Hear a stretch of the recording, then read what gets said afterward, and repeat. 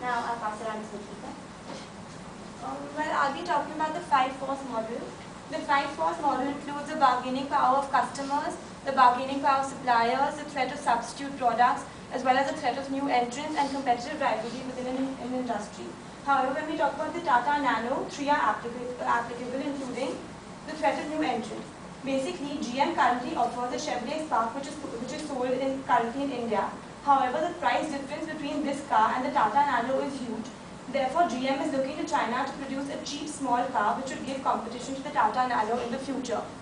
Secondly, another small car which would probably give competition to the Tata Nano in the future is a Renault Yeni by the collaboration of Renault and Mahindra. This car will cost approximately 1,30,000 rupees. Automakers like Hyundai too are planning to develop small car offerings which will probably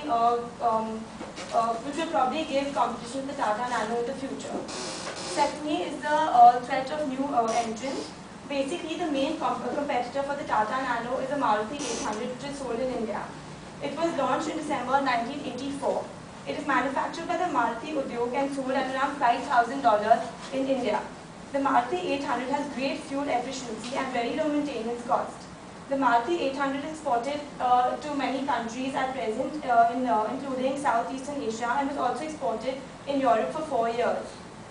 It's exported under the name Suzuki Maruti.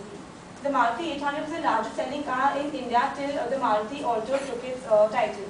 However, in conclusion, the threat of substitutes is very, very low for the Tata Nano because firstly it's priced at such a low cost, which is almost half the price of the cheapest car available in India, roughly half the price, and it offers great quality at a very, very low price, which hasn't been offered before.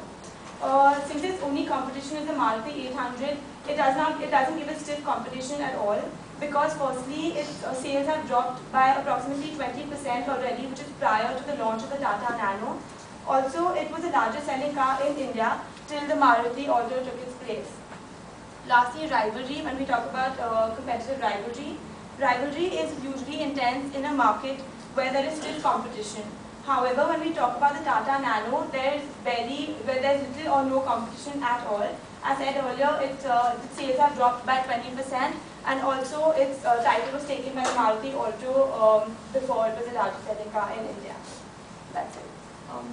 We're now open for questions and comments. So can you plan on industry That's something that they see in the distant future. Right now they're just focusing on Africa, South America, and the Southeast Asian countries.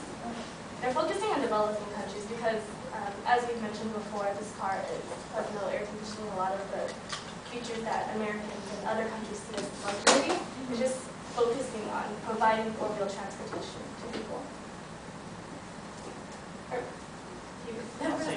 How safe is this car? You say there's no conditioning and stuff. Does it have that actually? I mean, it meets the crash test regulations of India, which are not that great right now. But you got to compare it to the motorcycle. You're stacking a family of 4 on the back of a scooter, a 2-wheeled vehicle. And you got to also take into consideration the different seasons of India. You have the monsoon rains and stuff, where the scooter or the motorcycle is just not feasible. So in terms of progression, this is definitely the way to go, and it's perfect because of its affordable price. Another interesting kind of scooters. You should actually compare it with the other car, Well, we actually mentioned that, contrary to what most people would think, the 2-wheel scooter is a close and strong competitor of the Tata Nano, just because a lot of people, like the 4-wheel transportation is very new to India, and so you want to. Yeah, basically I was trying to explain that the Maruti 800 was the primary competitor of the Nano, but because basically Maruti Suzuki started pursuing a different car, the Maruti Alto, as its primary sale, the Maruti 800 is left high and dry. It used to own 30% of the market, like I said before, but now it only owns less than 5%. So it's almost out of the picture, and Maruti Suzuki is not going to pursue it anymore. This leaves the Tata Nano as the only 4-wheel vehicle in the market right now, with foreign competition not going to enter the market for at least 2 years. And even then, I'm guessing a lot longer due to the protectionist barriers associated with India. Not to mention, this is an insanely low price. Like it is almost not comparable to what other foreign competitors could enter into the market. The least they could sell for is probably $3,000 versus the $2,500 promise from Ratan Tata. Another factor, another comment regarding your concern about safety. It is a concern given our standard. But in many developing countries, as you know, on the street of developing countries, you cannot really drive that fast, right? So if you bump somebody in others' car, but they're okay, people will be okay. Car, you know what I'm talking about, right, Chris? Yeah. 40 miles per hour, 30 miles per hour, Yeah. pretty much. I would like to add something to that. As far as safety is concerned, Tata Nano currently passes the full frontal crash test, which is required for India, and that is some test which is required for, which is the only requirement for cars in India. It also passes, additionally, it also passes the offset test and the full rear crash test, which is required for developed countries like Europe or USA. So when Tata Motors see that their product is that effective, they're planning to market this in Europe. They have the confidence that they can go up to the European or the American market and launch the product here. It's not like you're competing with a ton of SUVs and soccer mom minivans on the road. But the thing is, I'm pretty sure that customer will pay almost double the price if they get more safety for their family. I think that's the case. We also have to realize that this car was made from scratch, and it is aimed so that the typical Indian family doesn't have to all, bid onto a two-wheel scooter, and so everything's like a step-by-step process by now. So I was just wondering if they're only trying to develop in the urban areas of these developing countries? I was trying to say that this is tailored for the urban Indian market because that's where wages are rising the fastest. Basically, a car is out of the picture right now in terms of affordability, but because India is growing at over 9% GDP growth per year, this is allowing the middle class, basically the urban class, to have access to the car. But other sectors will gain access to it over time as the GDP continues to grow and wages keep rising. So mainly India and then expanding into Europe?